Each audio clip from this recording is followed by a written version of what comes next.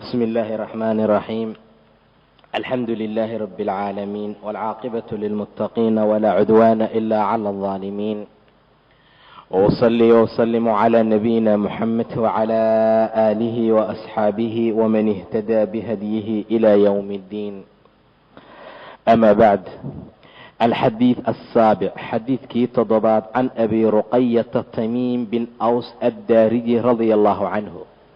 ilaahay ha ka raadi noqdee ana anabiya sala allahu calayhi wasalam ayaa qaala wuxuu yidhi addiinu annasiixatu, diintu waa nasiixa ayuu yidhi nebiga sala allahu calayhi wasalam. qulnaa waxaanu nidhi liman iyay u tahay rasuulkii ilaahayow diinta nasiixa? qaala lilaahi, ilaahay ayay u tahay buu dhahay, iyo walikitaabihi kitaabkiisii, walirasuulihi rasuulkiisa, walia'immati lmuslimiina muslimiinta a'immadoodii hogaamiyaalkoodii, wa caamatihim caamadooda ayay markaa u tahay. rawaahu muslimun ayaa xadiis ka wariyey.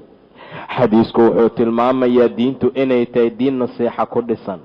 nasiixadu waa kelimo jaamica oo macnaheedu ay tahay qofka wax sameeya iyo qofka loo sameeyey shay markaa anfaca. sidaa darteed ayaa laga soo qaatay qofka mar allaala marka uu maradiisa tasho in la yidhaahdo hebel maradiisii markaa waa u naseexeeyey.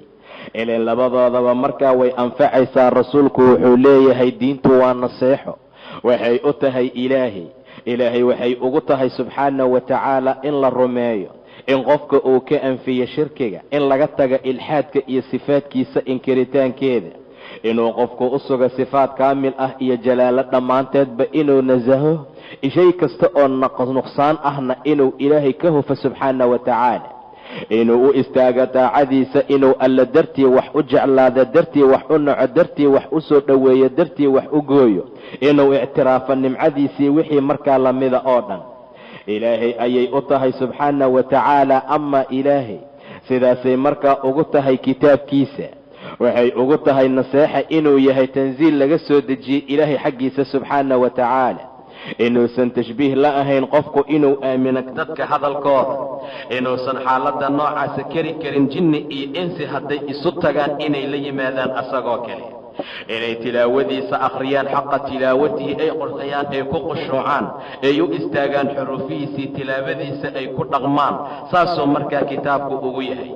kitaabkiisa ayuu u yahay iyo rusushiisa. rusushu wuxuu ugu noqonayaa in la rumeeyo dhammaan wax allaala wixii ay keeneen, in la adeeco amarkooda, iyo wixii markaa ay diideen in laga taga, in loo gargaaro xayan wa maytan, in nolol iyo geeriba markaa loogu gargaaro. qof allaala qofkii naca rususha in la naco, qofkii rususha soo dhoweeyo in markaa la soo dhoweeyo, in la tawqiiriyo oo la weyneeyo.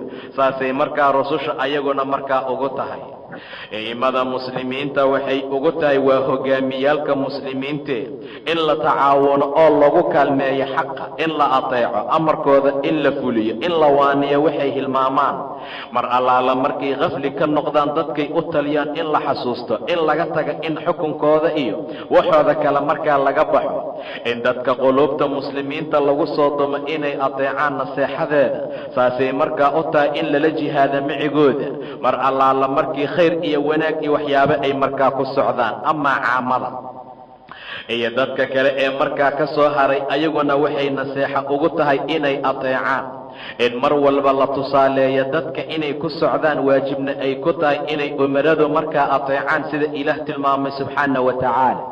yaa ayuha aladiina aamanuu atiicu allaha wa atiicu rasuula wa uli lamri minkum. alxadiid athaamin, xadiidkii sideedaad, can ibni cumara radia allahu canhuma ana rasuula allahi, rasuulkii ilaahay sala allahu calayhi wasalama qaala wuxuu yidhi umirtu, waxaa lay amray an uqaatila annaasa, inaan dadka la dagaalamo oon laaya, xataa yashhaduu, ilaa ay qirayaan an laa ilaaha ila allah wa anna muxammadan rasuulu llahi, ilaa kelimada tawxiidka ay ka qiraan. inaan ummadda laayo oon la dagaalamo ayaa lay amray. oo wayuqiimu asalaata, salaada ay ka hagaajinayaan, wayu'tu azakaata, zakadana ay ka gutaan. faidaa facaluu, hadday sameeyaan daalika arrintaa, hadday arrintaas sameeyaan oo ay laa ilaaha ila allah yidhaahdaan, muxammadan rasuulullah ay markaa ku daraan salaada ay hagaajiyaan sakadana ay bixiyaan casamu waxay ka ilaaliyeen minii xaggayga dimaa'uhum dhiigagooda iyo wa amwaaluhum xoolahooda dhiigooda in la daadiyaa mamnuuca iyo xoolahooda in la qaata ilaa bixaqi lislaami islaamka xaqiisa maahane wa xisaabuhum cala allahi tacaala xisaabtankoodana ilaaha koreeyo korkiisa ayuu ahaaday rawaahu lbukhaariyun wa muslim ayaa xadiiska wariyey xadiidku wuxuu daliil u yahay amarka lays amro inay dadku aad iyo aad ugu dadaalaan waxayna tusinaysaa amarka haddii la yidhaahdo umirtu siiqadu inay tahay amay ku tusinaysaa cala alwujuub waajib ahaasho ayay markaa tusinaysaa umirtu an uqaatila annaasa inaan dadka laayo oo la dagaalamaa lay amray ilaa tawxiidka ay ka qiraan oo dad mushrikiinna ay noqdaan dad muwaxidiina oo diinta ilaahay gooni markaa u yeela salaada hagaajiya sakada bixiya intaa hadday sameeyaan fa idaa facaluu daalika intaa hadday sameeyaan waxay xaggayga ka ilaaliyeen dhiigoodii maalkooda soonku waa min arkaani alislaam xajkuna waa la mid laakiin laguma sheegin meesha waxaa jawaab looga dhigay ayaa la yidhi soonka laa yuqaatilu alinsaan calayhi qofka lagula dagaalami maayo korkiisa bal sayaxbis waa la xabisayaa oo waxaa laga manacayaa tacaamka iyo sharaabka xajka saasoo kale cala ataraaqi falaa yuqaatilu calayhi lagula dagaali maayo sidaa darteed ayuu saddexdaa arrin sheegay liannahu yuqaatil calaa tarkiha saddexdaa tegitaankooda qofka waa lagula dagaalamaa haddii uu laa ilaaha ila allah dhihi waayo oo muxammedan rasuulullah ku dari waayo waa lala dagaalamaa haddii salaada uu ka taga saasoo kale haddii sakada uu dhiibi waayo saasoo kale saddexdaa waxay ka mid tahay arrimooyinka markaa lagula dagaalamaayo ama soonka iyo xajka xaaladoodu waa sida ilaa bixaqi alislaam islaamka xaqiisa maahane islaamka xaqiisa waa waajibaadka samayntooda qof allaala qofkii ka taga waajibaadka jaasa qitaaluhu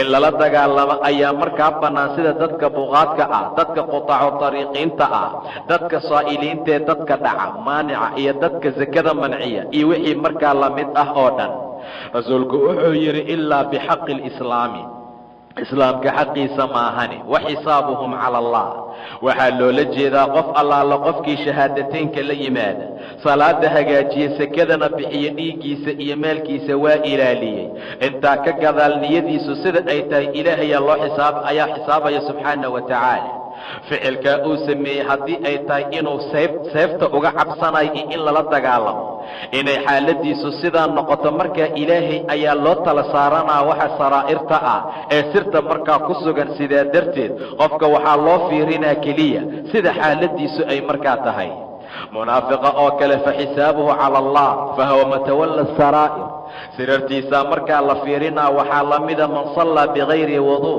qof allaala qofkii wayse qaad la'aan dukada amase asagoo janaabo qaba asagoon ka qubaysan dukada ama cuno asagoo saa'im ay markaa tahay waa laga aqbala oo dadku waa ka yeelayaan ilin inuu tukanayo waa loo jeedaa laakiin xisaabtanka xaqiiqda ilaahay ayay ahaatay subxaana wa tacaala umirtu waxaa lay amray an uqaatila annaasa inaan dadka la dagaalamo xataa yashhaduu ilaa ay ka qirayaan an laa ilaaha ila allah wa anna muxammadan rasuulu llahi oo wayuqiimu asalaata wayu'tu azakaata salaada ay ka hagaajiyaan sakadana ay ka gutaan fa idaa facaluu hadday falaan daalika arrintaa casamuu waxay dhilaaliyeen ama ay dhowreen minii xaggayga dimaa'ahum wa amwaalahum laa ilaaha ila allah hadday dhahaan dhiigooda dadka in la daadiyo mamnuuc waayo xoolahooda in la qaato ayaa mamnuuca sidaa darteed qofka laa ilaaha ila allah hadduu mar dhaho muxamedun rasuulullah uu ku daro faraha laga qaada maalin maalmaha ka mida nebiga muslimiinta wuxuu u diray baa la yidhi goob jihaad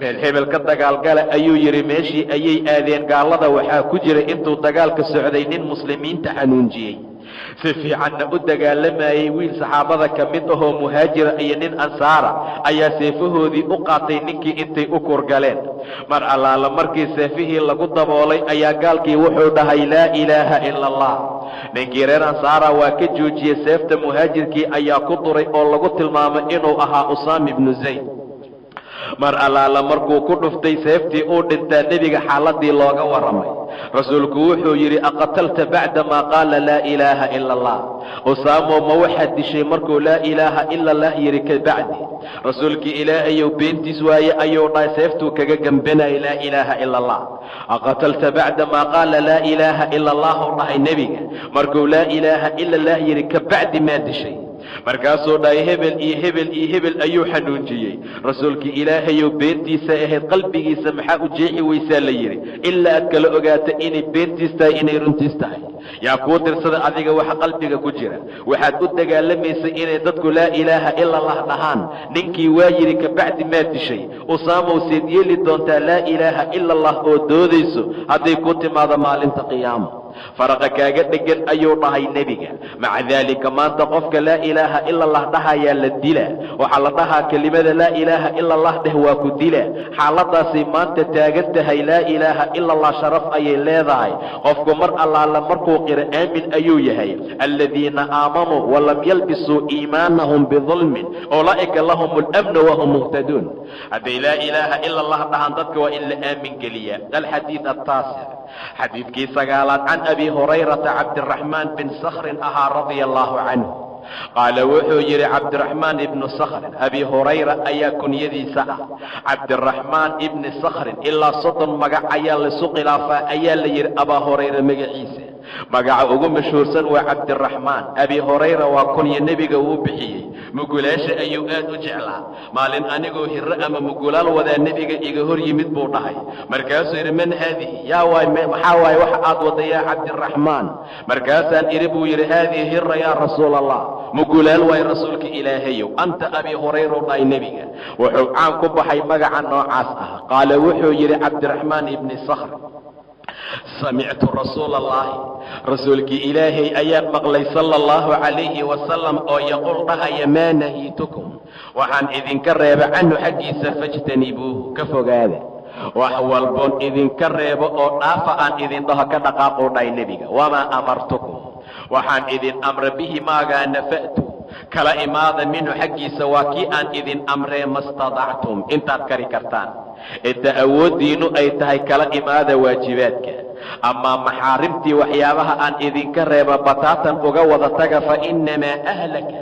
waxaa halaagay aladiina kuwii min qablikum adinka idinka horeeyey kasratu masaa'ilihim su'aashoodii faraha badnayd su'aal badan ayaa lagu halaagay iyo wakhtilaafuhum khilaafkooda calaa ambiyaa'ihim ambiyaalkoodu ay khilaafaan taasaa lagu halaagay jumlo uga wada taga wax allaala wixii xaaraama oo aan idinka reebo ijtanibuuhu macnaha waa jumla waaxida laa tafcaluuhu walaa shay-an minhu wax yar oo ka mida khamradu waa xaaraam waa kabanaa waa dhadhaminaasay tahay lagaa yeeli maayo khansiirku waa xaaraan wax yaran dhadhaminaasuu u yeela lagaa yeeli maayo maa nuhiitukum canhu fajtanibuuhu waxaan idinka reeba ka wada dhaqaaqoo dhahay nebiga wamaa amartukum bihi waxaan idin amrana fa'tuu minhu mastadactum intay awooddiinu tahay kala imaada waxa waajibkaa qofka istitaaca lagu xihay amaa shayga xaaraamta waa bilkulliya inuu markaa uga tago waxaan idin amro kala imaada waxay awooddiinu tahay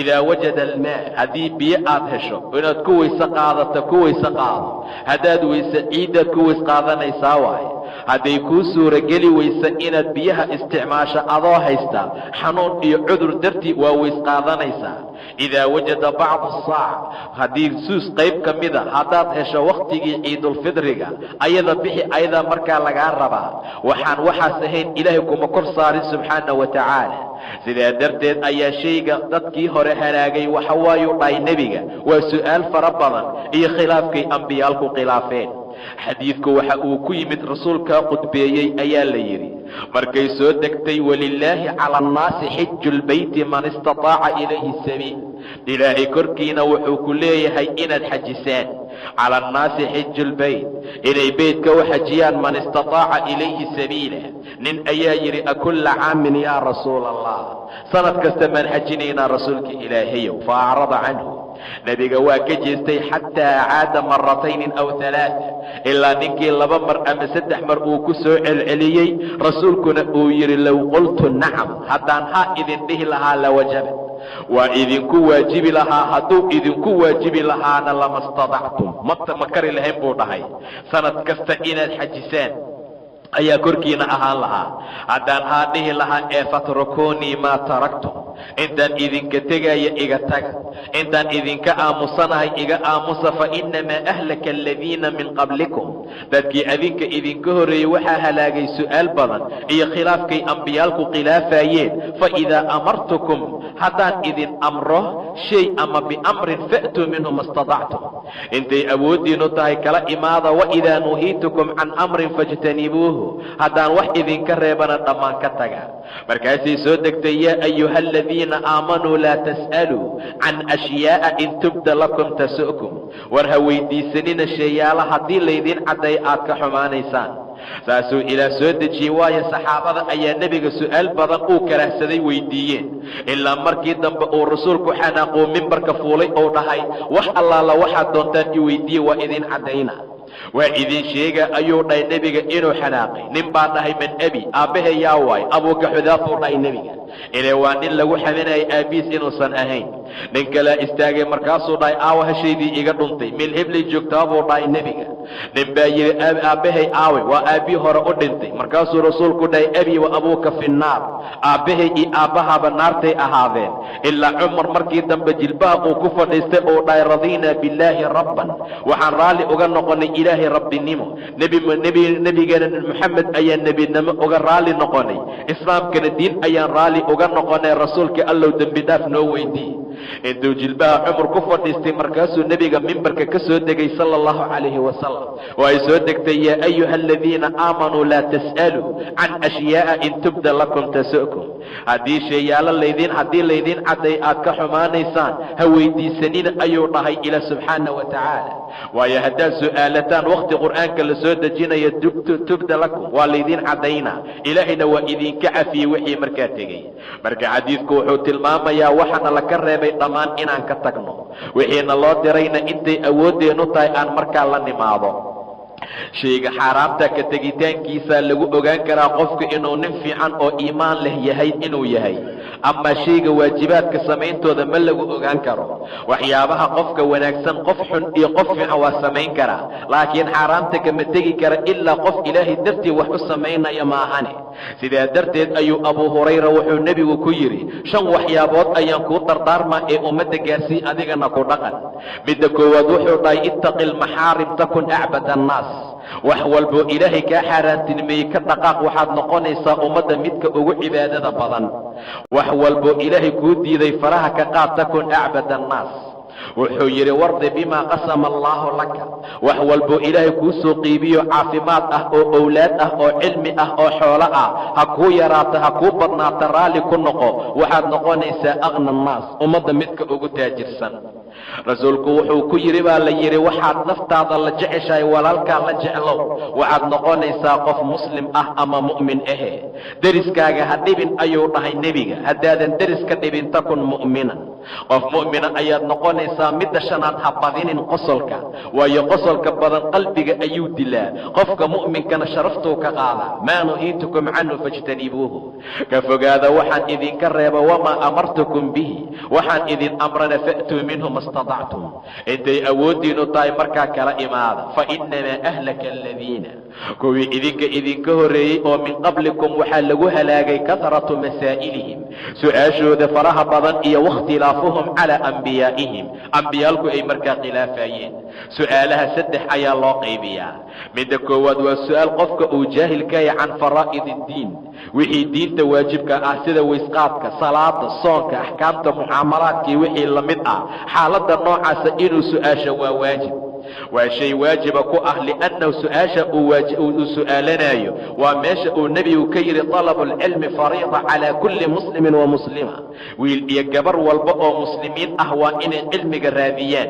su'aasha noocaasa waa su'aal waajib ah. ilaahay ayaana yidhi fas'aluu ahla dikri in kuntum laa taclamuun, dadka yaqaana weydiiya haddaadan idinku aqaanin. sidaa darteed su'aasha noocaasi qofkuu u baahan yahay oo diinkiisa ku tacalluqa inuu su'aasha u weydiisto waajib ayay ku tahay. maalin ayuu nebigu saxaabada meel u diray, meel ayaa markii la socday maskaxda nabar ka gaaray. habeenkii ayaa la jiiftay, ninkii waa janaaboobay. markuu janaabadii arkuu subaxdii soo kacay ayuu yidhi niman yahow xalay waa janaaboobay, maca daalika nabarkaana waa igu yaalaa see yeelaa. waxay dheen haddaadba biyo heli kartid ma kuu ogolni inaad booraysato ee waa inaad qubaysataa. ninkii waa qubaystay, biyaha maskaxda ka galay waana dhintay. rasuulkaa loo sheegay sala allahu calayhi wasalam, qataluuhu qatalahumullah buu dhahay nebiga, way dileen ninka allah dileen. nebiga kama wada inkaar, laakiin wuxuu ula jeedaa sajri uu ka sajrinaayo ama uu u diidaayo waxaysan ogeen. maxay uga jawaabeen? innamaa shifaa'u lcayi buu dhahay, qofka carabka la daawadiisu waa inuu su'aasho. waad u jeedaa dhibaatada meesha taala. ilaahayna wuxuu soo dejiyey fatayamamuu saciidan tayiba. maxaa ka horreeyey? wain kuntum mardaa aw calaa safar, jiro iyo safar ayaa ka horraysay. maca daalika xaaladda noocaasa waa su'aasha mid fiican. ibnu cabbaas wuxuu yidhi baa la yidhi, anigu waxaa la isiiyey lisaan su'aal badan iyo qalbi cuquul ah, waana arrinta qofka loo doorto. midda labaad waa su'aal tafaquh ah, waa su'aal oo fahmi diineed qofka uu rabo inuu ku camal fala ma rabo. waa dadka qudaadka iyo dadka fadwada dalba meelaha gobol ka mida waa fardu kifaaya, ayaguna way su'aalan karaan wixii ay u baahdaan. qodobka saddexaad waa midkuu xadiidka diidaayo, waa inuu qofku su'aasho can shayin lam yujibuhu allahu calayhi, shay uusan ilaahay ku waajib yeelin, korkiisana ahaanin. taasaa markaa lagu xambaara. qofaa ku imaanaya niyow ka war ma tukado ma soomo, hadduu qof caysee la yeela. maxaa qof caydeed u geeyey? asaa ilaahay caayay subxaana wa tacaala oo salaadiisa ka tegey oo kheyrkii wanaagga samayn waaye. marka saas waaye su'aalaha markaa la diidaya. amaa kuwa kale diinta ah qofku waa loo ogol yahay inuu markaa weydiisto. alxadiidu alcaashir, xadiidkii 10aad, can abi hurayrata radia allahu canhu qaal, abi hurayra wuxuu yidhi, qaala rasuulu llaahi, rasuulka alla wuxuu dhahay sala allahu calayhi wasalam, ina allaha tacaala, ilaaha sarreeya tayibun waa alla tayib ah oo nadiif ah, laa yaqbalu mana aqbala ilaa tayiban waxaan tiib ahayn. ilaahay waa tiib, mana aqbala waxaan tayib ahayn. wa ina allaha ilaahay amara almu'miniina, mu'miniinta wuxuu amray bima amara bihi lmursaliin, wixii mursaliinta la amray ayaa nebiga mu'miniinta la amray. qofkan rusulka ah ee rasuulkee la soo diray iyo mu'minka isku si ayaa wax loo amray. maaha inaad aada ninkaas nin gooni ah waaye nebi waaye, isku si ayaa loo amray. ina allaha amara almu'miniina bima amara bihi lmursaliin. faqaala tacaala, ilaah wuxuu yidhi markuu rususha wax amraayey, yaa ayuha arusulu, rusushaanay kuluu cuna min aayibaati, ayibaadkii shayaalka fiicfiican xaggooda wax ka cuna, wacmaluu saalixan, camal saalixa oo fiicanna qabta. waqaala tacaala, ilaahay wuxuu yidhi dadka mu'miniinta asoo wax amraya, yaa ayuha aladiina aamanuu, dadka ilaahay rumeeyow, kuluu cuna idinkana min tayibaati maa, shaykan ugu tiibsan oo rasaqnaakum aan idinku arsuqnay. uma intaa ka bacdi dakara arajula, rajul ayuu nebigu xusay iyo nin oo yutiilu safar, safarkiisu dheeraaday, ashcaqa basaasay.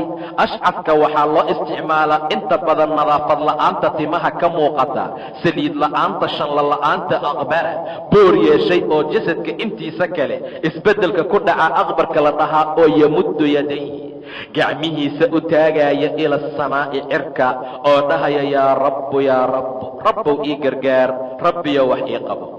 wa madcamuhu xaraamun, madcamkiisii waxa uu cunaya waa xaraam. wa mashrabuhu xaraamun, sharaabkiisu waa xaraam. wa malbasuhu xaraamun, labiska uu guntan yahay iyo labiskiisa waa xaraam. waqudiya bilxaraami, xaraam ayuu ku soo qadeeyey. xilligaa wuxuu cunay xaraam bay ahaayeen. ama waqudiya bilxaraami, xaraam ayuu ku soo barbaaray asalkiisii. fa annee yustajaabu lahu, sidee loo ajiibaa buu dhahay nebiga sala allahu calayhi wasalam. nin ducadiisa la soo celin kara ma aha, ilee ninka musaafir ayuu ahaa, ama xaj ayuu u socday baa la yidhi, ama jihaadu u socday.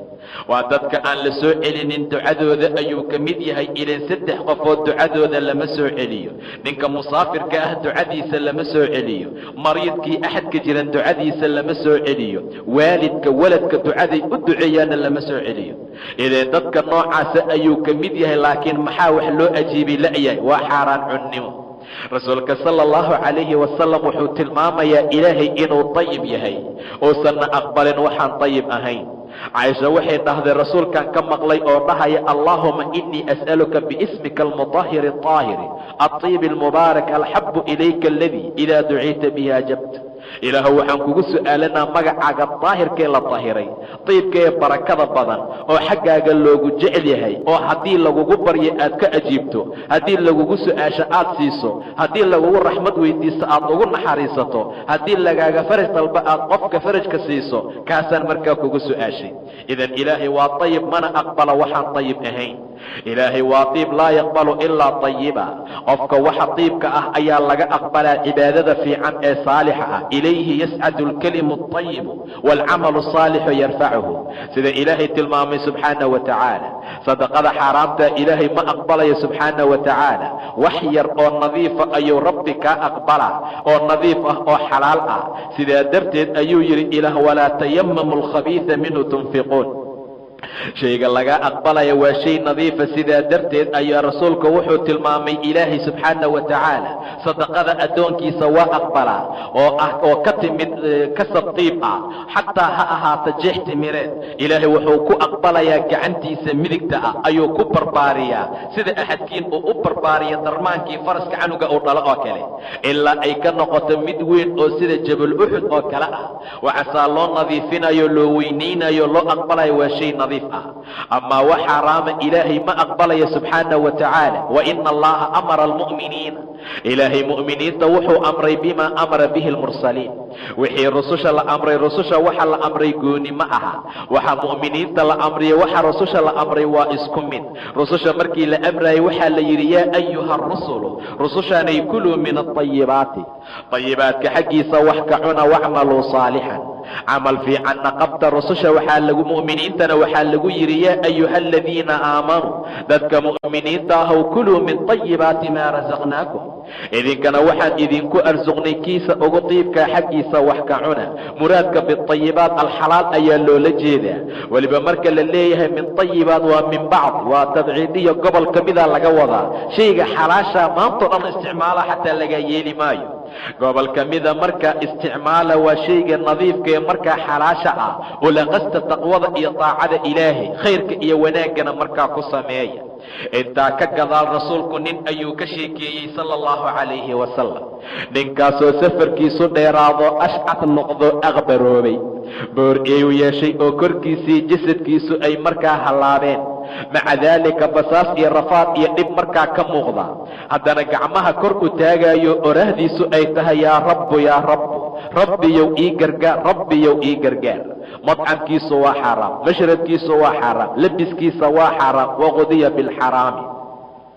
وغذي بالحرام وإنك هدي لقذو لبعنا الله سمايا وكسر الذال المعجمة مع ذلك وحلو لجذا وحي أوكسو قذيي وحي أوكسو معناه وحي أوكسو برباري وأما الغذا بالفتح والمد أيال أخريا سيدا درتين وحي مركا عناي مركا أوكسو قذيا مركا دعكرت إلو لجذ سيدا درتين أيا إلهي وحو أديري أو تلمامي إنو أقرقارو قعمهنا أو كرب أقتاكتي رسولك وحو يري وحاصرنا وحرامي فأنا يستجاب له سيدا لو أجيبه sidee ducada looga ajiibaa qofka noocaana waxa wax celiya waa xaaraan cunnimo sidaa darteed ayaa qofka muslimka waxaa la rabaa inay dadku aad ugu dadaalaan khayrka iyo wanaagga asalkiisa xaaraam ayuu ka soo barbaaray wixii lagu soo koriyey ayaa xaaraam ahaa xadiid ayuu ku tilmaamay nebiga laxm walba iyo cad walboo xaaraam ku soo barbaaray naartaa ku owliyaysan in markaa lagu rido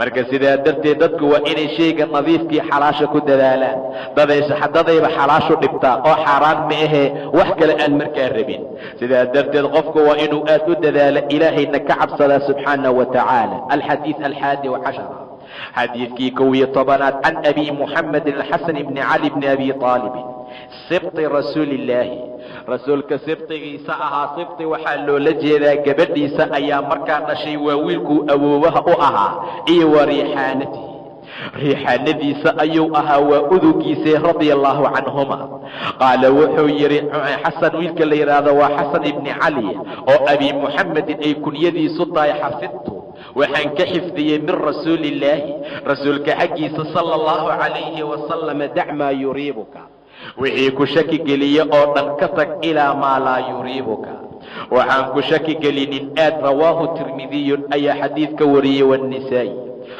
وقال الترمذي وحوضاي حديث حسن صحيح دع ما يريبك xadiidku wuxuu daliil u yahay qofka taqiga ah ee dhowrsan inay habboon tahay inuu iska ilaaliyo wax walba oo shaki markaa ka gala, inuusan cunin maalka shaki galay xaaraam ahaashadiisii xalaal ahaashadiisa, inuu mar walba aaday wax allaala wixii cidaal ah oo aan shaki markaa gelin xagga tacaamka. sidaa darteed waxaa noo imaan doona xadiis tilmaamaya biriga iyo wanaagga iyo waxa shaki la-aanta. macnaha biriga waa waxa qalbigaaga ku dego, dembigana waa wixii laabtaada ku soo laalaabta. wixii mar walba aad ka shakida ayaa markaa la yidhaahdaa. sidaa darteed ayuu nebigu yidhi dac maa yuriibuka, wixii ku shaki geliya ka tag ilaa maa laa yuriibuka, wixii aan ku shaki gelinin aad. wax allaala wixii aad ka shakida waa xaaraam, wax allaala wixii aadan ka shakinin markaa sameey. rasuulka sala allahu calayhi wasalam waxa uu tilmaamay ama uu maalin arkay wax meel yaala ama timir meel taalla, markaasuu yidhi haddaanan ka cabsanin inay sadaqo tahay waa cuni lahaa buu dhahay nebiga. ilaan sadaqada inuu cuno ayaa markaa ka mamnuuca. alxadiid aلثaani cashar, xadiidkii 12aad can abi hurayrata radia allahu tacaala canhu, ilaahay ha ka raadi noqdee. abi hurayra qaala wuxuu yidhi qaala rasuulu llahi, rasuulkii ilaahay wuxuu dhahay sala allahu calayhi wasalam, min xusni lislaami almar'i, qofka islaam wanaagiisa tarkuhu, ka tegitaankiisii waaya maa laa yacniihi, shayga maa laa yacniga uu markaa ka taga. xadiidun xasanun rawaahu tirmidiyu wagayruhu haakada, tirmidi iyo kayrkiisa waa wariyeen xadiidka oo sidaa ayay ku wariyeen xasannimada ah. waa laa yacniga waa shayga aan qofka muhiimad adduun iyo mid aakhiraba aan markaa ugu jirin. sidaa darteed ayaa waxaa la rabaa qofka inuu iska ilaaliyo wax walba oo dan adduun iyo dan aakhiro aan markaa ugu jirin. saacad walba waa inuu ku dadaalo inuu aad iyo aad uga faa'iidaysto. sidaa darteed ayaa caaqilka waxaa la yidhaahdaa qofka aan kedinin ama wakhtiga aan ku dhaafin, si fiicanna markaa uga faa'iidaysta. midda koowaad wuxuu u diyaargaroobaa maalinta macaadka. midda labaad maciishkiisa ayuu aad u raadsadaa, wuxuu ku raadsadaa ama uu ku macaansadaa waxaan xaaraamta ahayn. maca daalika qof walba oo mu'min ah waa inuu xaaladaa markaa badiyo. abi hurayra wuxuu leeyahay rasuulku wuxuu yidhi qofka islaamkiisu wuu wanaagsan yahay waxaa la dhihi karaa marka uu maalaayacniga ka tago. maalaayacnigaanan maanta ka tegin oo qof walbaa waxa uu sameeya shay maalaayacni ah. qofku mar allaala marka uu dan aakhiro samaysanin waa inuu wax adduunkiisa anfacaya uu ku mashquulsan yahay. faidaa faraqta fansab, mar allaala markaad camal faaruqdaba dhibto oo mid kale markaa raacsii, ama khayr adduun kuu ah ama khayr aakhira markaa kuu ah. waxyaabaha kale iyo meel iska fadhiga iyo qofka inuu ka faa'iidaysan waayo wakhtigiisa iyo xaaladda noocaasa ayaa aad iyo aad u xun. waxaa qofka ugu filan shar ayaa la yidhi qofka inuu isku kalifo shay maalaayacni ah, maca daalika aan khayr adduun iyo mid aakhira uusan ka helin. alxadiid aلثaalث cashar, xadiidkii 13aad can abi xamzata anas bni maalikin radia allahu canhu oo khaadimi rasuuli illaahi, rasuulka qaadimkiisii ahaa sala allahu calayhi wasalama can innabiy, nebiga wuxuu ka wariyey qaala inuu dhahay nebiga laa yu'minu ma rumaynin axadukum axadkiin xataa yuxibba ilaa uu kala jeclaada liakhiihi walaalkii maa yuxibbu linafsihi, waxa uu nafsadiisa markaa la jecel yahay. rawaahu albukhaariyu wa muslim, bukhaari iyo muslim ayaa xadiidkaa wariyo. wuxuu tilmaamayaa qofku inuusan iimaan lahayn, iimaankoo dhanna markaa laga anfiyey ilaa uu kala jeclaada walaalkii muslimkaa wuxuu nafsadiisa la jecel yahay oo markaa khayr ah. waxaa ixtimaala cumuumka in loola jeeda ukhwada ilaa uu kulmiyo kaafir iyo muslim labadaba, oo waxaa waajib ah ayaa la yidhi in walaalkiis kaafirka uu la jeclaada nafsadiisa waxa uu la jecel yahay oo min dukhuulihi fi lislaam, inuu islaamka soo gala ah, sida walaalkii muslimka uu ula jecel yahay islaamnimada uu haysta inuu daa'imo. ama waa inuu ugu duceeyo hidaaya kaafirka ah waa mustaxib. sidaa darteed xadiidku waxaa maxmuula nafyiga iimaanka inuu yahay iimaankii kaamilka ahaa, laakiin iimaan oo dhan uusan markaa ahayn. qofku hadduu alla rumaysan yahay maca daalika waxa naftiisa uu la jecel yahay walaalkiis uusan la jeclayn, iimaankii kaamilkaa ayaa ka maqan. laa yu'minu ma rumaynin axadkiin iimaan kaamil ah xataa yuxibba liakhiihi ilaa walaalkiis uu kala jeclaada maa yuxibu linafsihi waxa uu nafsadiisa markaa la jeclaya. muxabada uu la jeclaanayo waa iraadada khayrka iyo wixii nafci markaa leh. muxabada xagga diinka ah midka ilaah subxaanahu wa tacaala u dhoweeya iyo wax kasta oo khayr ah ilaa walaalkii uu markaa la jeclaado. ilaa naftaada waxaad la jeceshahay khayr iyo nimco in lagu siiyo, waxaad la jeceshahay inaysan kaa zuulin, waxaad la jeceshahay wax badan oo khayr iyo wanaag iyo caafimaad iyo awlaad iyo xoolo iyo cilmi ah ilaa aad markaa kala jeclaato. adiga la jeclo walaalkaa wixii khayra oo naftaada aad markaa la jeceshahay inuu ilaahay siiyo iyo in kale labadaba. ilan ilaahay asaga ayaa u qaybiya subxaanahu wa tacaala wixii khayr ah. ahum yaqsimuuna raxmata rabbik naxnu qasamnaa baynahum maciishatahum fi lxayaati addunya. noloshaan ugu qaybinaynaa ayuu dhahay marka rasuulka. anas waxa uu ka warinayaa inuu nebigu yidhi axadkiin iimaan ma laha ilaa walaalkiis uu kala jeclaado waxa uu naftiisa la jecel yahay. haddaad naftaada shar iyo dhibaato iyo waxyaabo ilaahay diiday aad la jeceshahay ka waran. taa loolama jeedo, riwaayad kale ayaa ku dartay oo khayr markaa ah, xataa yuxiba liakhiihi maa yuxibu linafsihi oo khayr markaa ah. alxadiid alraabic cashara, xadiiskii 14aad can abi mascuudin radia allahu tacaala canhu qaala abi mascuud wuxuu yidhi qaala rasuulu llahi rasuulkii alla wuxuu dhahay sala allahu calayhi wasalam laa yaxilu xalaal uma aha oo ma aha in la daadiyo damu mri'in muslimin qof muslim ah dhiiggiisa qubideeda xalaal ma aha ilaa biixday alaain saddex midood in laga helo maahani. saddex arin in laga helo maahana qof ilaahay qiray, rasuulka risaaladiisa qiray oo tawxiidsaday in dhiiggiisa la qubo ayaa mamnuuca. macnaha waa in la dilo. saddex midood in laga helo maahani. kow, athayibu azaani inuu thayib yahay qof garoob ah oo guur hore u soo maray. azaani oo haddana zinaystay dhagaxa lagu dilayaa. wannafsu binnafsi naf oo naf markaa loo dila asagoo mu'mina ayuu qof dilay, maca daalika waa la dilaa. waataariku lidiinihi midka diinkiisa ka tegay almufaariqu liljamaacati oo jamaacada faaruqay. attaariku lidiinihi almufaariqu liljamaaca. almufaariqu liljamaaca waxay tafsiir u tahay attaariku lidiinihi. mid afaraad markaa ma aha. rawaahu lbukhaariyun wa muslimun. xadiidku wuxuu tilmaamayaa qofka muslimkaa xurmada iyo sharafta uu leeyahay. sidaa darteed dhiiggiisa in la daadiyo ama la qubo waa mamnuuc. axadka muslimkaa laa yaxilu damu mri'in muslimin qof muslim ah dhiiggiisa daadinteeda iyo in la qubo ayaa xalaal ahayn oo xaaraam ah ilaa biixday alaain saddex mid ka mida in laga helo maahani. saddexdaa arin inuu sameeyo maahana qofka in la dilo oo muslimkaa ama dhiiggiisa la daadiyo xaaraam waaye. midda koowaad athayibu waa thayib waa qof guur hore u soo maray rag ahaaye ama dumare. azaani haddana zaani ah oo markaa zinaystay, markaa waa la dilayaa. almuraadu bithayb waxaa loola jeedaa waa qofkii tasawaj sameeya oo inta guur gala maca daalika jimaac nikaax saxiix ah ku sameeya intaa ka gadaalna zinaysta fa inahu yarju waa la rajminayaa. axadka noocaasa oo dhiiggiisa in la qubo ayaa bannaan hadduusan mutasawaj horay u soo marin oo maca daalika xaaladiisu ay tahay inuu zinaystay markaa keliya. sida aayadda qur'aanka ay tilmaantay la dili maayo balse waa la karbaasha. sida ilaahay yidhi azzaaniyatu waazzaani fajliduu kulla waaxidin minhumaa 100 jalda. wiilka zaanigii gabadha zaaniyaddaa mid kasta oo ka mida jalda oo uleeya oo karbaasha kiiba 100 ulood ku dhuftuu dhahay ilaah subxaanahu wa tacaala.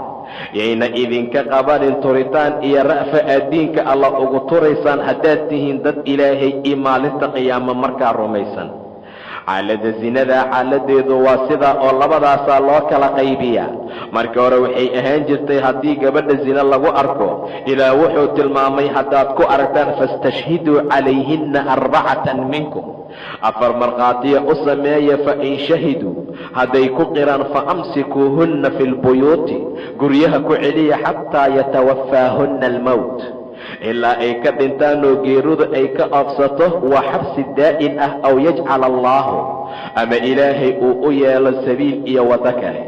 markay soo degtay suuratu nuur azzaaniyatu waazzaanii fajliduu kulla waaxidin minhumaa 100 jalda rasuulku wuxuu yidhi khuduu canii iga qaata xaggayga waayo ilaahay wuxuu u sameeyey sabiil iyo waddo kale aayadda xabsi daa'inka waa la nasaqay haddaysan guur soo marin boqol karbaashood waaye hadday guur soo maraanna markaa waa la rajmine xaaladdu waa sidaa qofka muslimkaa dowladda iyo sharaf ayuu leeyahay dhiiggiisa in la daadiyo mamnuuc waaye sharaftiisa in wax laga dhibo xoolihiisa in la qaato sidaa darteed ayuu xajatulwadaac nebiga dadka u qudbeeyey hadalladuu kula qudbeeyey waxaa ka mid ahaa inuu yidhi ma taqaanin bisha aan ku jirno allahu warasuuluhu aclam ayay dhaheen saxaabada ilaah iyo rasuulkiisa ayaa ku cilmi badan nebigu waa aamusay xataa danannaa annahu sayusamiihi bigayri ismi ilaa aan u malaynay magaceeda magacaan ahayn inuu ku sheegi doono beldadii xaramka ma ahan miyaa buu dhahay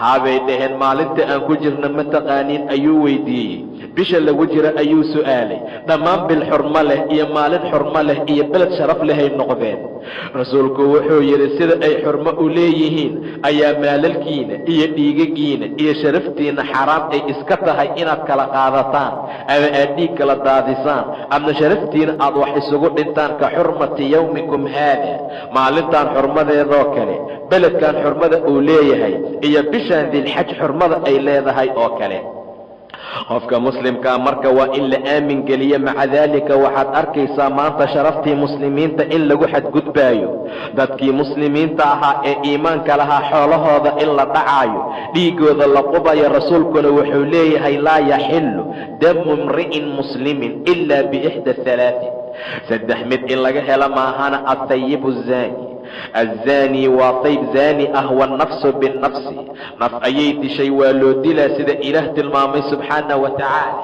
وكتبنا عليهم فيها أن النفس بالنفس والعين بالعين والأنف بالأنف ساسا اللغو قصاصا والتارك لدينه إسلام أيو أها أسغو دينك إسلام كجر أيو كتغي المفارق للجماعة وحو فارقي جماعة دي التارك لدينه أو دينكيسي كتغي أو مفارق كسمعي أو جماعة إسلام كبحي أساقنا مركا والديلا وأحد كمرتد كعا دينك إسلام كمركا كالردودة أساقو جماعة إسلام كجرة أيو كبحي يهود أيو نقضي أما نسراني أيو نقضي أما عكس جيدا والديلا وفك دينكيسا مركا كتغا سببت وحي تهي دينك إسلام كوادينك إله أدونك أغطورتي إن الدين عند الله الإسلام دينك ألا أكتيس الله راغيه وإسلامك ورضيت لكم الإسلام دينا إسلامك دين أي إله راضي إذن كغنقضي مع ذلك اعتقادك حن أوليمن إي دينك إسلامك كبحي أو من باطلك أو آذي ترتد أي مركا لو دينا إذا سدح ذا إن لغاها لما هي قفك مسلم كديجيس إن لقب أي مركا ممنوعة الحديث الخامس عشر حديث كيشان يطبنات عن أبي هريرة رضي الله عنه أن رسول الله صلى الله عليه وسلم قال وحير من كان قفكي يؤمن بالله واليوم الآخر إلهي إمالين تدنبئ آخر رميسا فليقل خيرا خيرها كهضل أو ليصمت أمها آمسو إلهي من رميسان تهي هادي maalinta aakhira ma rumaysan tahay saasoo kale waayahay khayrku hadal haddaada khayrku hadlaynin iska aamus waman kaana yu'minu billaahi qofkii rumaysan ilaahay iyo walyawmi alaakhiri maalinta dambe ee aakhira falyukrim jaarahu dariskiisa ha karaameeyo oo dariska ha ixtiraamo oo ha sharfo waman kaana yu'minu billaahi walyawmi alaakhiri qofkii maalinta iyo ilaahay iyo maalin qiyaamo iyo maalin aakhira rumaysanna falyukrim dayfahu martidiisa ha ikraamo ha soo dhoweeyo rawaahu lbukhaariyu wa muslim bukhaari iyo muslim ayaa xadiid ka wariyo xadiidku waxa uu tilmaamayaa macno aad iyo aad markaa u weyn muslimiinta ayuu tilmaamayaa iyo dadka iimaanka leh waxyaabo looga baahan yahay ilaahayaa rumaynaa hadal xun ayaan ku hadlaa ma fiicna qiyaamaan rumaysanahay khayrka waa ka aamusaa sharaan ku hadlaa shay qiimo badan ma aha ee man kaana yu'minu billaahi qofkiiba ilaahay aaminsan oo og hadallada uu ku hadlayo in loo qiiqabsanaayo hadallada uu ku hadlayo in loo xisaabayo iyo walyawmi alaakhiri maalinta dambe ee aakhira qofkii rumaysan falyaqul khayran khayr ha ku hadla ayuu yidhi oo macnaha xadiidku waxaa loola jeedaa idaa araada an yatakallam axadka hadduu rabo inuu hadla marka hore intuusan hadlin ha ka fikiro fa in dahara hadday u soo muuqato hadalka uu soo wado inuusan dhib lahayn waa inuu ku hadlaa haddii ay u soo muuqato inuu dhib leeyahay ama uu ka shakiyana amsak inuu markaa ka reebtoonaado oo markaa ka joogsado waayo aadaab fara badan ayuu xadiidku markaa na tusaa midda koowaad waa in qofku khayr uu ku hadlo ama uu aamuso midda labaad qofka ilaahay iyo maalin aakhiro rumaysan waa inuu jaarka iyo deriskiisa markaa karaameeyo derisku waxay ka mid yihiin waxyaabaha qiyaamaha la su'aalo haddii la dhibaa cadaab lagu mutaystaa haddii la wanaajiyana janaa lagu helaa deriska oo la hagaajiye khayr fara badan ayaa lagu gaaraa rasuulkaa maalin yidhi wallaahi laa yu'min wallaahi laa yu'min wallaahi laa yu'min 3 mar ayuu dhaartay inuusan iimaan lahayn rasuulku waxaa loo yidhi yaa waayo qofkaad 3 mar ku dhaaratay inuusan iimaan lahayn waa qofka aan deriskiisa ka ilaalinin dhibka iyo shararta ayuu dhahay nebiga sidaa darteed deriska maanta in la ixtiraamo oo la wanaajiyaa la amray deriska maanta waa la dhibaa dadkana way dhibaan xaaladda noocaasa mashaakil adag waayo deris fiican qofkii la siiyo xaas wanaagsan qofkii lagu arsuqo guri waasica qofkii lagu arsuqo buu dhahay nebiga khayr adduun iyo mid aakhiraa la siiyey sidaa darteed waa cagsigeeda islaan xun iyo deris dhib badan iyo guri ciriiriya qofkii lagu arsuqo asagana shar adduun iyo mid aakhiraa la siiyey guriga ciriiriga ah ma aha qowladaha yaryarkee waxaa loola jeedaa guri aan diinka looga dhaqmin guri aan ilaahay amarkiisa lagu fulinin guri aan salaada alle lagu tukanin guri aan khayrka iyo wanaagga lagu samaynin dadka jooga aan ilaahay ku xirnayn guriga saasoo ciriiri ku noqda ma aha qowlada yaraanta iyo guri yaraanta idan deriska in la ixtiraamo oo la wanaajiyaa fiican derisku hadday kugu dhib noqdaan dhibaato weyn waaye maca daalika rasuulku wuxuu yidhi maa zaala jibriil ayaa ii yimid kamana suulin inuu deriska igala dardaarmaayo ilaa aan u maleeyey inuu idhaxal siinaayo ilaa aan u maleeyey inuu rasuul jibriil idhahayo deriskaaga dhaxalkaaga iska leh heerkaasoo markaa gaaray waayo maanta deriska dhib ayaa loo qabaa deris fiican ayaa dhib maanta loo qabaa waman kaana yu'minu biاllaahi walyawmi alaakhiri falyukrim jaarahu deriskiisa ha karaameeya midda saddexaad waman kaana yu'minu qofkii ah mid rumaysan billaahi walyawmi alaakhiri falyukrim dayfahu martidiisa ha karaameeya dayfka iyo martidana waa dadka ilaahay amray in la soo dhoweeyo oo la ixtiraamo oo la wanaajiyo deriska bacdamaa la ikraamay oo la wanaajiyey duyuufta iyo martiduna ayaguna saasoo kale ayaa lays amray in ayagana la hagaajiyo diyaafada iyo martiqaadku waa 3 maalmood ayaa la yidhi maalinta koowaad waa waajib maalinta labaad waa sunna maalinta saddexaad waxay axadka ku noqonaysaa wixii lagu diyaafo ee lagu martiqaado sadaqa ayay markaa dushiisa ku tahay maca daalika haddii axad kale u soo martiyo uu albaabka ka xirto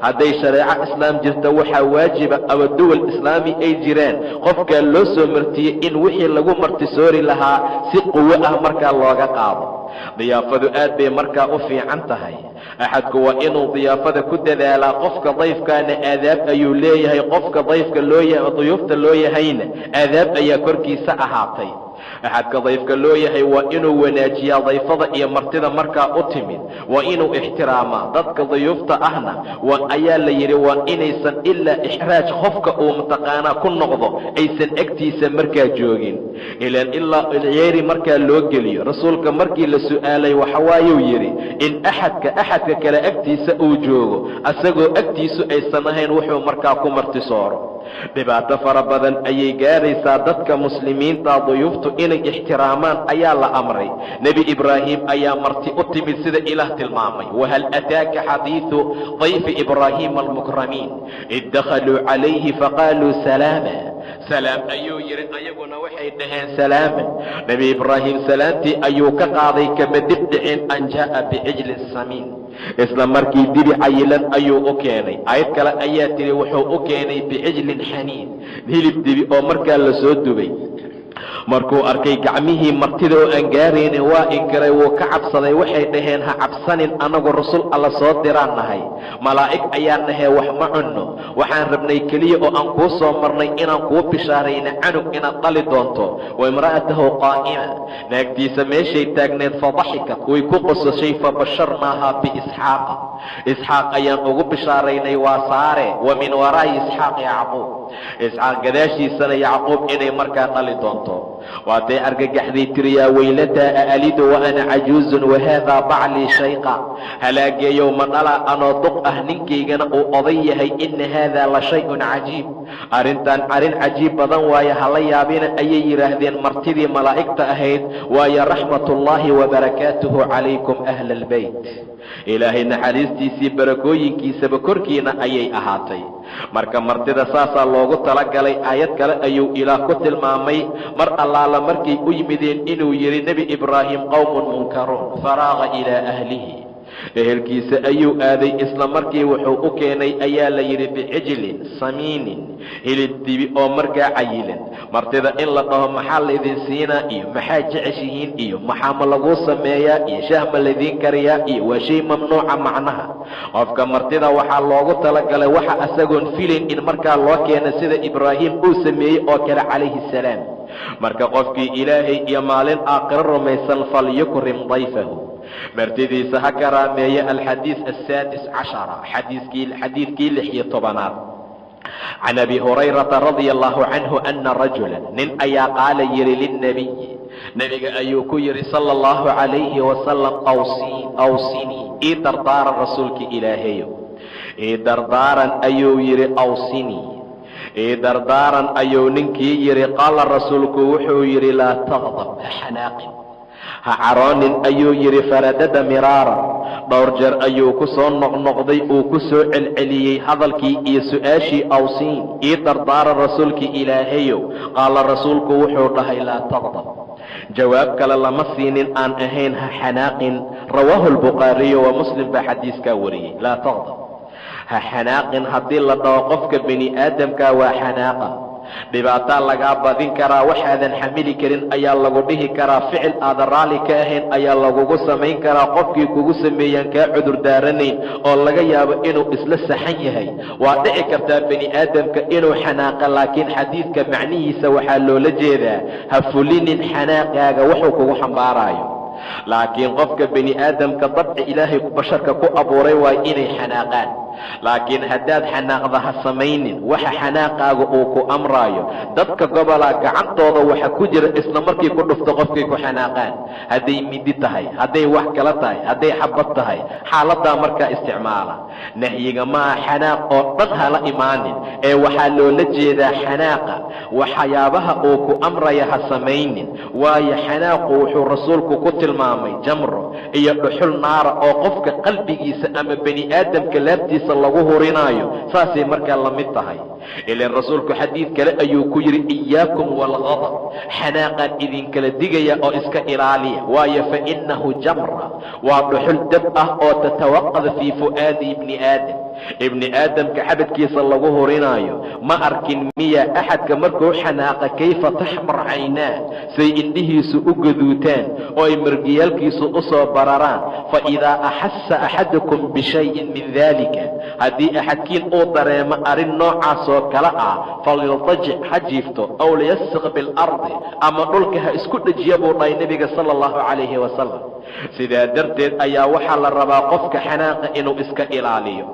rajul ayaa nebiga u yimid, markaasuu dhahay, yaa rasuul allah, callimnii cilman, cilmi ibar oo aan jannada ugu dhowaado, naartana uga fogaado. rasuulku wuxuu dhahay, laa taqdab walaka aljanna, ha xanaaqin, jannaad leedahay. shaydaanka rasuulku wuxuu yidhi, qadabka iyo xanaaqu min ashaytaan bay ka timaadaa. wa ina ashayطaana khuliqa min annaar, shaydaankuna dabkaa laga abuuray iyo naarta. wa inamaa yudfi'u nnaara almaa'a, dabka biyaa lagu demiyaa. ee fa idaa qadiba axadukum falyatawada, axadkiin hadduu xanaaqa haways qaata buu dhahay sala allahu calayhi wasalam. waayo biyaha waxaa lagu demiyaa dabka biye, xanaaquna waa dhuxul naar ah oo kaloo shaydaanka xaggiisay ka timaadaa wayse qaada si uu markaa u damo. Abi Dar al-Ghafaari wuxuu dhahay rasuulka wuxuu noo yidhi idaa qadiba axadukum wahuwa qaa'im, axadkiin hadduu xanaaqa asagoo taagan falyajlis, ha fadhiisto fain dahaba canhu algadab, inday canaaqu ilaa uu ka tago waa inuu ka tagaa, wa ilaa haddii fadhi uu uga tegi waayo falyaltajic, ha jiifto. saasuu rasuulku tilmaamay sala allahu calayhi wasalam. maca daalika nebi ciise calayhi salaam ayaa nebi yaxya ibni zakariya wuxuu ku dhahay innii mucallimuka cilman naafican, waxaan ku barayaa cilmi naaficah, laa taqdab, ha xanaaqin. wuxuu yidhi wakayfa lii an laa aqdib, see igu dhici kartaa inaanan xanaaqin? wuxuu yidhi idaa qiila laka maa fiika, wax kugu sugan haddii lagu dhaho faqul waxaad dhahdaa dembi noocaas waaye kaa oo dembi ayuu sheegee istikfaar ilaahay xaggiisa inuu uga weydiisto. haddii lagugu dhaho waxaadan kugu sugnaynna ilaahay ugu mahdi subxaana wa tacaala. inkasta waxaa loo baahaya qofka inuu xanaaqa iska ilaaliyo. waad u jeedaa laa taqdab ayuu ku tegay ninkanuu janno markaa ku galay. idan xanaaqa oo dhan iska ilaaliya. dadka xanaaqa aan xanaaqin buu dhihi jiray nebiga, xanaaqa ka ilaaliya. dad waxaa jira aan isla markii xanaaqinoo aad isku celiya, halkii maray xanaaqaana adduun halaynaya. dad noocaasaa jira. maca daalika dadka waxaa loo kala qaybiyaa mid isla markii xanaaqa haddana isla markii ka soo laabta. waxaa dadka lagu miisaalaa oo ku jira dadaan xanaaqinoo xanaaqooda loo dheeraado, maca daalika hadday xanaaqaanna isla markii soo noqda. dad waxaa jira aan xanaaqinoo gadaalka xanaaqa haddana soo noqodkooda oo markaa dhib badan yahay say ku soo noqdaan. dadka waxaa ugu fiican midka xanaaqiisa daaha, soo noqodkiisana soo degdego. qofka noocaasa ugu wanaag iyo qiimo badan. maca daalika xanaaqu wuxuu ka mid yahay arrimooyinka qofku cadaabka uu ku mutaysto, waana shaydaan arrin uu markaa wado dadka muslimiintana inay aad u dadaalaan. maalin maalmaha ka mida ayaa nebiga sala allahu calayhi wasalam agtiisa laba nin isku caynaysay. nin ayaa xanaaqay oo marjiyaalkiisii barareen, indhihiisiina gaduutay. rasuulku wuxuu yidhi waxaan aqaanaa kelimad hadduu ninkaa yidhaahdo ay ka tegi lahayd xanaaqii waxa uu helaayo dhanba. low qaala acuudu billaahi min ashaytaani arajiim hadduu dhaho waxa uu helaayo xanaaq iyo caraa dhammaan waa ka tegayaan. saxaabadii way ordeen, ninkii u tageen. markaasay dhee rasuulku wuxuu ku amrayaa tacaawud billaahi min ashaytaani arajiim, inaad ilaahay magan gasho. iga taguu dhahay admaa majnuun ah oo waalan. ilan xanaaqa meel xun buu qofku markaa gaarsiiyaa. rasuulkuna wuxuu dhahay man kadaba qayduhu, qofkii xanaaqiisa caburiya oo xanaaqiisa celiya asagoo kari kara inuu aarsado ummaddana iska cafiya, ru'uusul khalaa'iq ayaa looga wacaa maalinta aakhiro. xuralcaynta gabdhaha loo khiyaargeliya oo la dhaameeqa xabo xuralcayna rabtaa. waa qofkii xanaaqiisa celiya buu dhahay nebiga sal allahu calayh wasalam. aad bay u dhib badan tahay xanaaqa inaan celino. aad bay u dhib badan tahay qofki inuu xanaaqa iska dhaafo. waa arrin aan la samayn karin ilaa man raxima allah, qof ilaahay u naxariistay maahana subxaana wa tacaala. dadka jannada loo diyaariyey waxaa ka mida sida ilaah tilmaamay yunfiquuna fi saraa'i wadaraa, xoolahooday bixiyaan markay haystaan iyo markaysan haysan, markay faraxsan yihiin iyo markaysan faraxsanayn. fi saraa'i wadaraa waalkaadimiina alghayd, ciilkooday qariyaan. waalcaafiina can innaas, ummadday iska cafiyaan. wallahu yuxibu almuxsiniin. waa dadka jannada markaa loo diyaariyey. aayad kale buu ilaah ku tilmaamay subxaanahu wa tacaala waidaa maa gadibuu hum yakfiruun. waa la xanaaqi karaa qofka bani aadamka, xanaaq kama maqna. lagu dhihi maayo maxaad u xanaaqday, laakiin isla markii soo noqo. waidaa maa gadibuu hum yakfiruuna, markay xanaaqaan ummadday iska saamaxaan buu dhahay ilaahay subxaanahu wa tacaala. maca daalika luqmaan alxakiim ayaa wiilkiisii ku yidhi idaa aradta an tawaaqi akhan faaqdibhu, haddaad rabto inaad axad walaal ka dhigata ka xanaaji marka hore. ka xanaaji marka hore. haddii insaaf uu sameeyo ciilkiisa uu qabto waa inaad walaal ka dhigataa, haddii kalena faxdiru ka digtoonow. ilan in lala socon kara markaa ma ahe. alxadiis asaabic cashara, xadiidkii 17aad can abi yacla shadaad ibni awsin radia allahu canhu can rasuuli illaahi.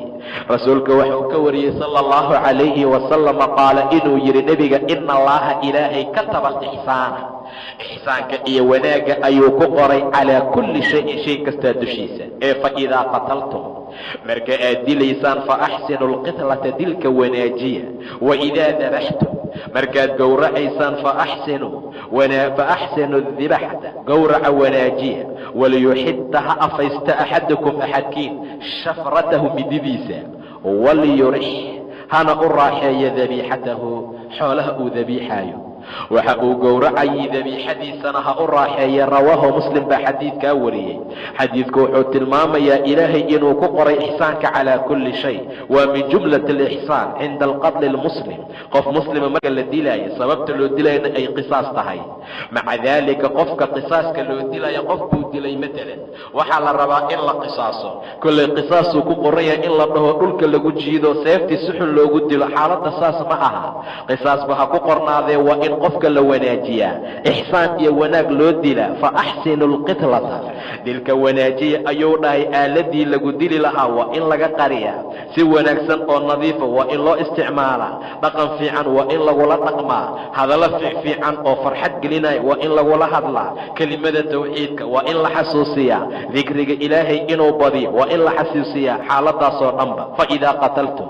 marka aad dilaysaan fa axsinu lqitlata dilka wanaajiya inaan lagu dilin aaladda xayawaanka lagu dilo oo kale midda kale markaad wax gowracaysaan waa xoolihii iska dhaaf bani aadamkee waidaa dabaxtum fa axsinu dibxata gowraca wanaajiya buu dhahay qofka xoolaha uu gowracayo waa inuu u raaxeeyo waa inuu midida afaystaa sida rasuulka tilmaamaya walyuxidda axadukum shafratahu shafradu waa sikiinta iyo midida wax lagu gowracayo waa inuu afaystaa buu dhahay nebiga waa inuu axadkiin markaa afaystaa markuu wax gowracayo xoolo leewaaye iyo ari leelaqalooya iyo doore naftaha lagu dhibo ma aha waa inaan midida lagu ag afaynin xooluhu hadday badiin waa inaan laysku ag qalin waa in biyo la siiyaa waa in qiblada la qaabila waa in bismillaahi la dhahaa waxay u tahay raaxo xoolaha markaa la gowracayo walyurix dabiixatahu dabiixadiisana markaa ha u raaxeeya waa bahiimada waa inuusan meel xul ka goynin waa inuu midida u afaystaa